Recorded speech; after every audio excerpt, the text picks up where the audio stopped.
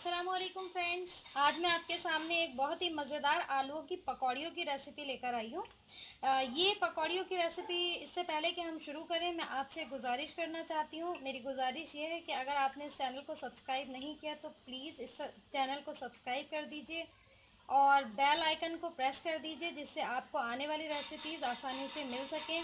तो अब हम शुरू कर लेते हैं ये रेसिपी तैयार करना। तो किस तरह से ये रेसिपी तैयार की जाती है मैं आपको बता देती हूँ। यहाँ पर मैंने 4 बड़े आलू बड़े साइज़ के लेकर के उबाल लिए हैं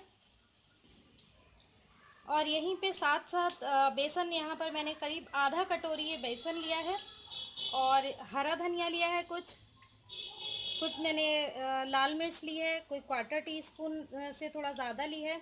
यहीं पर 2 हरी मिर्च लेकर के मैंने इसे बारीक काट ली है। नमक आप अपने जायके के हिसाब से डाल लें। यहीं पर मैंने कुटी लाल मिर्च ली है हाफ़ टी स्पून और यहीं पर मैंने हाफ़ टी स्पून अमचूर लिया है। आप चाहें तो अनारदाने का इस्तेमाल कर सकते हैं, अनारदाना बहुत बेहतर है। मेरे पास अनारदाना इस वक्त मौजूद नहीं था तो मैं यहाँ पर अमचूर इस्तेमाल कर रही हूँ, तो अमचूर का इस्तेमाल कर लेते हैं। अब हम इसे तैयार कर लेते हैं कि किस तरह से हमने ये रेसिपी तैयार करनी है। देखिए, यहाँ पर हमने आलू में डाल दिया ये बेसन, यहीं पर ये हरा धनिया, आप जितना चाहें उतना इस्तेमाल कर सकते हैं। हरी मिर्च चली गई, यानी कि ग्रीन चिलीज़। यहीं पर हमने रेड चिली पाउडर का इस्तेमाल कर रहे हैं, यानी कि लाल मिर्चों का। यहीं पर हम नमक यानी कि सॉल्ट का इस्तेमाल कर रहे हैं। यहीं पर ड्राई मैंगो पाउडर यानी कि अमचूर। यहीं पर हम चिली फ्लेक्स यानी कि कुटी लाल मिर्चों का इस्तेमाल कर रहे हैं। और अब हम इन्हें अच्छी तरह मिक्स कर लेंगे। ये देखिए, आलू बहुत अच्छे से उबले हुए हैं, तो ये आसानी से इस तरह से आपने मिक्स कर लेना है। इन्हें दबा दबा के अच्छे से ये डो की शक्ल में आ जाएगा, इस तरह से हमें इसको तैयार कर लेना है। तो मैं इसे तैयार कर लेती हूँ। तो देखिए, डो हमारा तैयार हो चुका है। अब हम इनकी पकौड़ियाँ बना लेते हैं। तेल मैंने पहले ही गर्म होने के लिए रख दिया था, जो कि अब अच्छे से गर्म हो चुका है। अब हम पकौड़ियाँ तल लेते हैं। देखिए, तेल हमारा गर्म हो चुका है। पकौड़ियाँ, यहाँ पर हमने फ्लेम को बिल्कुल मीडियम पर कर दिया है और इस तरह से हमें छोटी छोटी पकौड़ियों की शक्ल में बनाते जाना है। ये देखिए,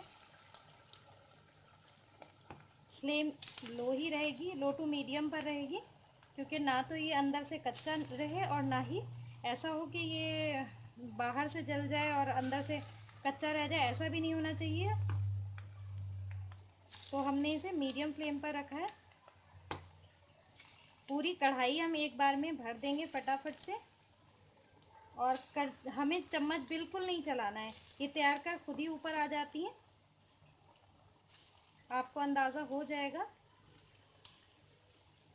देखिए, थोड़ा थोड़ा ऊपर आने लगी हैं ये।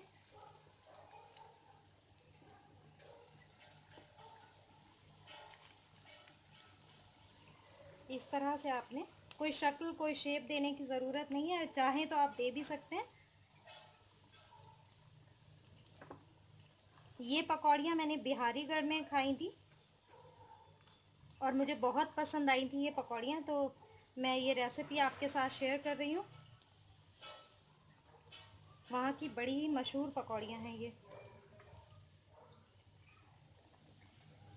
तो देखिए, अब हम इसे तल लेते हैं सुनहरा होने तक। देखिए, इस वक्त हम, ये देखिए, बीच में से ये पकौड़ियाँ दोबारा बैठ गई हैं। ये देखिए, इस तरह सुनहरी होने तक हमें तलना है।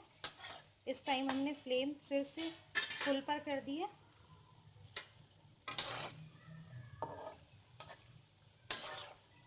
बहुत मज़ेदार ये रेसिपी तैयार होती है, बहुत जायके की बनती है। नमक मिर्च आप बेशक अपने हिसाब से रखें, अगर आपको ज़्यादा चटपटी पसंद है तो आप बेशक ज़्यादा चटपटे मसाले डालें, ज़्यादा तीखा पसंद करते हैं हरी मिर्च ज़्यादा डाल दें, कुटी लाल मिर्च डाल दें, बहुत मज़ेदार बनती हैं। और अगर आप हल्का पसंद करते हैं तो बेशक आप अपने हिसाब से हल्का नमक मिर्च रखें।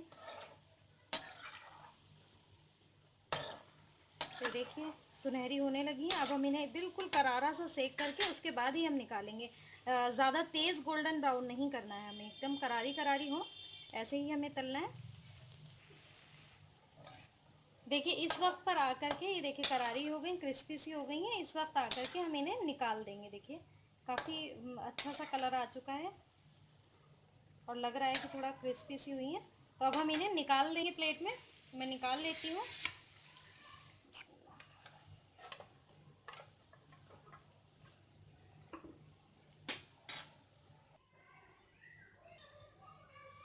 लीजिए जनाब, तैयार हैं पकौड़ियाँ। इस पर हम थोड़ा सा चाट मसाला डाल देते हैं। चाट मसाला डाल करके और भी मज़ेदार ये इनका जायका निखर कर आ जाता है। तो देखिए, ये पकौड़ियाँ हमने उबले आलू से तैयार कर ली हैं। बहुत ही मज़ेदार तैयार होती हैं, बहुत जायका इनका अलग ही होता है। और रमज़ान के महीने में तो ऐसी चटपटी चीज़ें खाने का बड़ा ही दिल करता है। तो ज़रूर बनाइए और मुझे भी बताइए कि आपकी रेसिपी कैसी तैयार हुई है। और दुआओं में याद रखिए। अल्लाह हाफ़िज़।